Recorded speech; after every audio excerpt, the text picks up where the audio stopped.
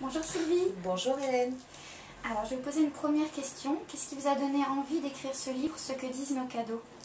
Tellement de doléances de patients depuis 25 ans sur les cadeaux de Noël, l'obligation d'en acheter, les mécontentements pour ceux qui ont reçus, l'idée d'organiser à chaque fois et les contraintes, etc. Et puis quand même des exemples de cadeaux complètement farfelus, voire très déplacés. Vous parlez de doléances, de contraintes, et c'est ce qui apparaît aussi dans le livre, c'est que vous parlez du côté obscur des cadeaux. Oui. Qu'entendez-vous par là? Alors le côté obscur des cadeaux, c'est tout ce qui est inconscient la plupart du temps vis-à-vis des cadeaux, c'est-à-dire d'abord le fait que la plupart du temps, sans le savoir, quand on offre un cadeau, c'est gratifiant, enfin ça fait plaisir d'en offrir, mais c'est gratifiant sur soi de voir les remerciements, d'entendre les éloges, etc., etc. Bon, ça peu de gens l'admettent, mais c'est un peu intéressé quand même, mais c'est de bonne guerre, c'est de bonne guerre.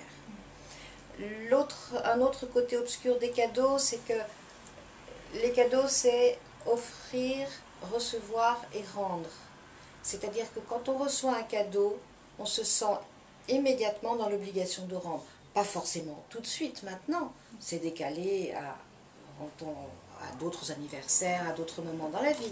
Mais c'est toujours offrir, recevoir et rendre. Donc si par exemple je reçois un cadeau absolument somptueux, qui a coûté très très cher en tout cas, et que j'ai pas trop les moyens, je vais être très gênée, parce que je me dirais je ne pourrais pas rendre quelque chose d'équivalent financièrement.